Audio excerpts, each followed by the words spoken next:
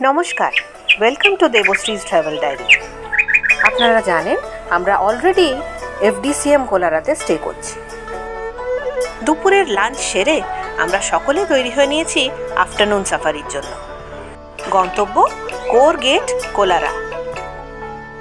যাত্রা শুরু করে ইতিমধ্যে আমরা পৌঁছে গিয়েছি কোলারা কোরের গেটে। ঠিকই ধরেছেন, বাঘের আক্রমণে স্থানীয় মৃত ব্যক্তিদের সমাধিই হলো এগুলো। তাদের সম্মান জানিয়ে তারুদেবকে স্মরণ করে আজকে আমাদের সাফারি শুরু।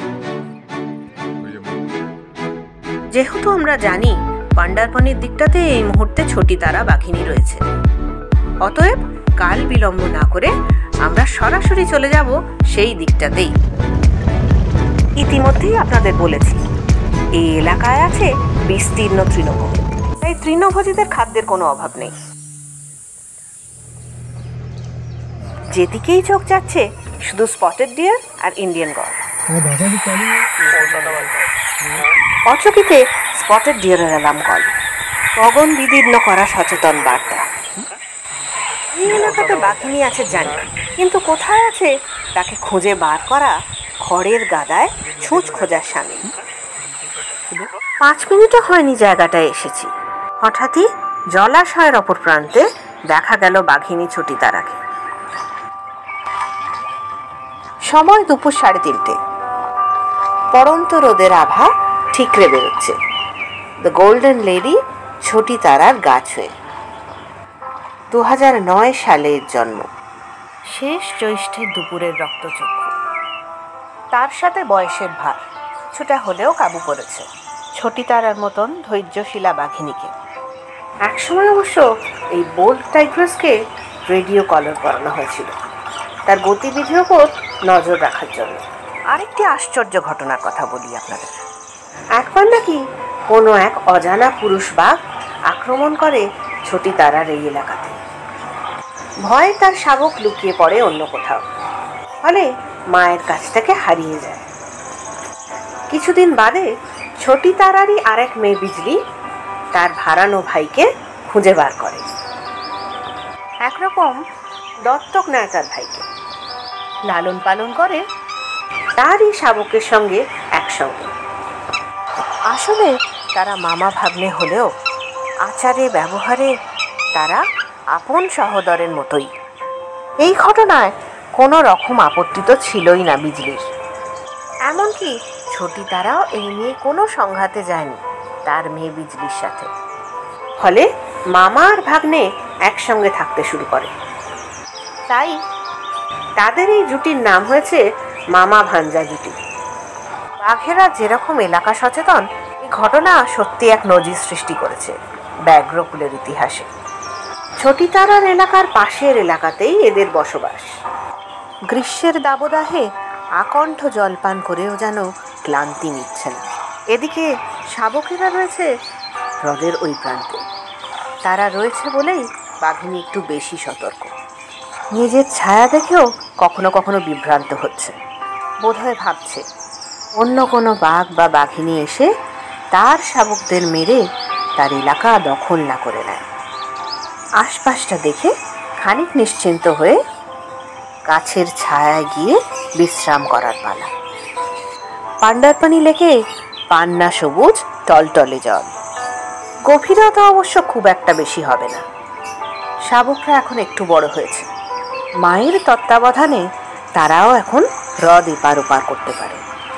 ছোটি তারা শান্ত, স্নিগ্ধ, বুদ্ধিমতী এবং সাহসীও। তাই এতগুলো মানুষের ভিড় এবং এতগুলো সাফারি জিপসি থাকা সত্ত্বেও সে জানে আমরা নেহাতি তার দর্শন প্রার্থী। এক ঝলক দেখতে পেলেই আমরা মানুষটা খুশি, তাই সে আর আমাদের ভয় করে না। পায়ের পাতা ভেজা জল পার করে ডাঙায় উঠে আমাদের সামনের ঘাস জমি পার হয়ে সে ক্রমশ সেই দিকটায় চলে গেল যেই দিকটায় বাচ্চারা শান্তিতে বিশ্রাম নিচ্ছে। হয়তো ছোটি তারা এখন আর ছোটটি নেই, তাডোভার শিরোপায় বর্তমানে সে এক মূল্যবান রত্ন। আশা করি বর্ষার পর যখন কোর জোন খুলবে তখনও তাকে স্বমহিমায় আবার দেখতে পাবো। দেখতে পাবো তার শাবকদেরও। ততদিনে আরেকটু বেড়ে উঠবে তার শাবকেরা।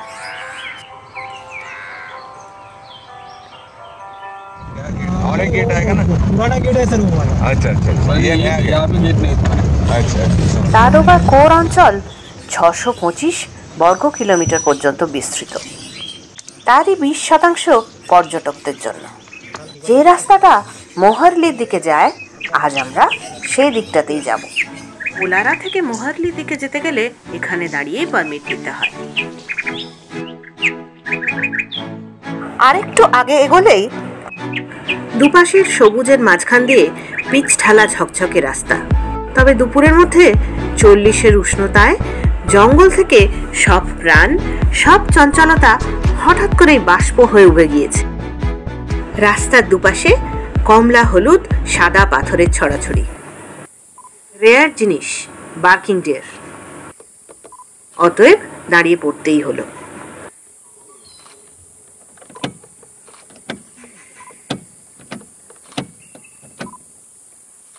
কিছু দূর পরপর পিচ রাস্তার বাম ও ডান দিক ধরে দোল উৎসবের লাল হলুদ কমলা রঙের মিষ্টি মঠের আকৃতির পাথরের স্তম্ভগুলো নিশ্চুপ হয়ে দাঁড়িয়ে সাক্ষী বহন করে চলেছে শতাব্দী প্রাচীন গ্রোন্ড রাজত্বের।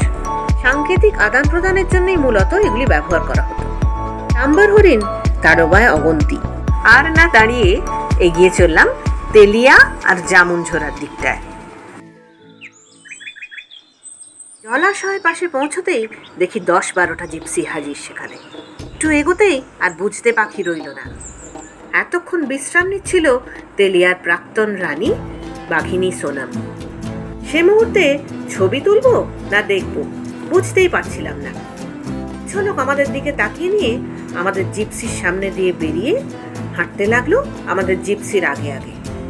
নিজের চোখকে যেন বিশ্বাসই করতে পারছিলাম না।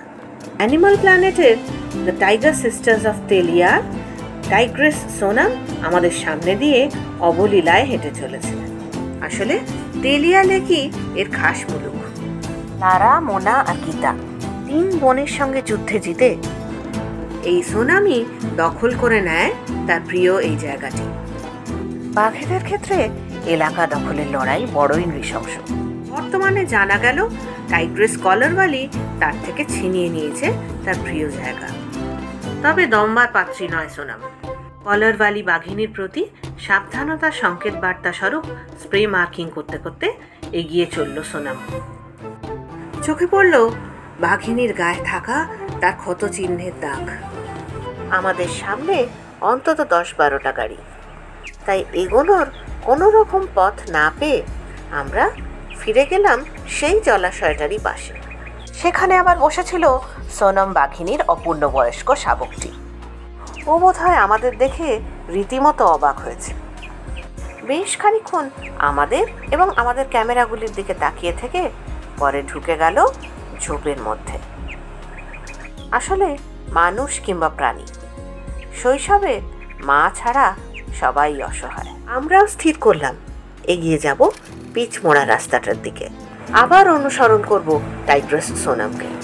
বাঘিনীর ঘাড়ের ডান দিকে ইংরেজি অ্যালফাবেট এস-এর আকৃতির স্ট্রাইপ রয়েছে বলে এর নাম এস দিয়ে শুরু, অর্থাৎ নামকরণ করা হয়েছে সোনাম। তাডোবার বিগ ড্যাডি ওয়াগডো এবং মাধুরী বাঘিনীর শাবক এই সোনাম। এই 3 সহোদরের কাছ থেকে যেইভাবে তেলিয়া এলাকার দখল করে নিয়েছিল সোনাম, ঠিক একইভাবে এবারেও কি পারবে কলারওয়ালি টাইগ্রেসের কাছ থেকে তার প্রিয় এলাকাটি ছিনিয়ে নিতে? জানতে পারলে অবশ্যই জানাবো আপনাদের। Good morning. এখন ভোর 5টা। আবারও এই জোনের সাফারি। কোলারা কোর। নীলচে বেগুনি আকাশে গোলাপি আবির ছড়িয়ে সূর্যি মামার ঘুম ভাঙবে ভাঙবে করছে। চিমুর গ্রাম, তারই মেঠো পথ ধরে এগিয়ে চলেছে আমাদের জিপসি। এগিয়ে চলেছি ফরেস্ট সাফারি গেটের দিকে। গ্রামের মেঠো রাস্তা ততক্ষণে ব্যস্ত রাতের আধারি চাদর সরানোর জন্য। কোথাও অবশ্য ভাঙা পিচ রাস্তা। রাস্তা পেরোনো বুনো খরগোশের চোখের রাত নিশানি আলো দেখে মনে হয় যেন অরণ্য সফর একরকম শুরুই হয়ে গেছে। অনিচ্ছে সত্ত্বেও ঘুম ঘুম ভাবটা এবার কাটতে শুরু করেছে। এফডিসিএম থেকে কোলারা গেট 1 কিলোমিটার মতো। বুঝতেই পারছেন এসে পড়েছি সাফারি গেটে। এবার অপেক্ষা পারমিট চেকিং আর এন্ট্রির। ভোরের সাফারিতে সবসময় চেষ্টা করি যাতে প্রথম জিপসি আমাদের থাকে। তার জন্য যদি ভোর 3:30 উঠতে হয় তাতেও প্রস্তুত আমরা। প্রথম জিপসি হওয়ার ফলে বন্য প্রাণী দেখার প্রবণতা অনেকটাই বেড়ে যায়। পাকদণ্ডিতে কোনো পাক মার্ক থাকলেও সহজেই চোখে পড়ে। আমরা যাব সোজা কোরের দিকে। বাঁ দিকের রাস্তা বাফার জোনের। অরণ্যে জিপসি স্পিড লিমিট 20 কিলোমিটার প্রতি ঘন্টায়। যথাসময় জঙ্গল সাফারি শুরু।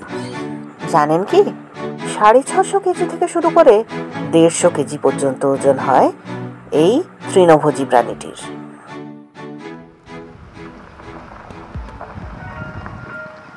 জায়গাটা নিশ্চয়ই চিনতে পারছেন। আমরা এখন তারোবা লেকের পাশেই। সাম্বার হরিণের দল হ্রদ পারাপার হচ্ছে। ওরা নিশ্চয়ই জানে এ হ্রদের জলে প্রচুর কুমির। তবু পারাপার হতেই হবে, তবেই মিলবে আরো কচি ঘাসের সন্ধান। আমাদের মতন ওরাও নিশ্চয়ই বুঝতে পারেনি হ্রদের ধারেই তাদের জন্য অপেক্ষা করে আছে অন্য আরেক বিপদ, ইন্ডিয়ান ওয়াইল্ড ডগ বা ঢোল। আমরা নিজেরাই ওদের পাথর ভেবে ভুল করেছিলাম। আসলে জলাশয়ের ধারে মাটির ওপর যে গর্তগুলো রয়েছে তার মধ্যেই লুকিয়ে রয়েছে এই তীক্ষ্ণ অথচ চতুর প্রাণীর দল। এক একটা গর্তে 2 থেকে 3 জন। নড়াচড়া না করলে একেবারে বোঝবার উপায় নেই। দলের আলফা মেল, অর্থাৎ একরকম দলনেতা, মাঝে মাঝে বেরিয়ে বুঝে নিচ্ছে পরিস্থিতি, আন্দাজ করে নিচ্ছে শিকার ধরার সম্ভাবনা। ভীষণ ক্ষিপ্র এই প্রাণীটি বাঘের চেয়েও নৃশংস। এরা দলবদ্ধভাবে আক্রমণ করে এবং জীবন্ত শিকার খায়। মোহারলির দিক থেকে আসা গাড়িগুলোর চালক এবং গাইডদের থেকে জানা গেল অজানা এক স্ত্রী বাঘ এবং তার 4 শাবকের দেখা মিলেছে। কিন্তু আমরা যতক্ষণে পৌঁছলাম ততক্ষণে হয়তো তারা চলে গিয়েছে। দেখতে পেলাম ওয়াইল্ড বোর। না, ওয়াইল্ড বোর বলে মোটেই তাদের আন্ডার এস্টিমেট করবেন না। কাদামাখা জমা জলে গা ডুবিয়ে বসেছিল বেশ। আমাদের দেখে কিছুটা ভয় পেয়ে জঙ্গলের ভেতর দিকটাতে হাঁটা দিল। এরই মধ্যে আরেকজন ওয়াইল্ড বোর এসে আমাদের ক্যামেরা ফ্রেমে ধরা দিল। আমরাও বোর না হয়ে 2-1টা ছবি তুললাম তাদের। এবার এগিয়ে চলার পালা। সেই যে মামা ভাঞ্জা জুটির গল্প করেছিলাম তাদেরই পায়ের ছাপ দেখা গেল পাকদণ্ডি। আচ্ছা, একটা বিজলির বাচ্চা, একটা চটিতারা। না, অনেক খুঁজলাম জানেন, এ যাত্রায় আর তাদের দেখা পেলাম না। সময়ও শেষ, বেরিয়ে যেতে হবে জঙ্গল থেকে। আশা করছি আগামী সাফারি, আগামী এপিসোড হবে আরো বেশি এক্সাইটিং। সঙ্গে থাকুন, দেখতে থাকুন দেবশ্রীজ ট্রাভেল ডায়েরি। সবাই ভালো থাকবেন, সুস্থ থাকবেন। টাটা।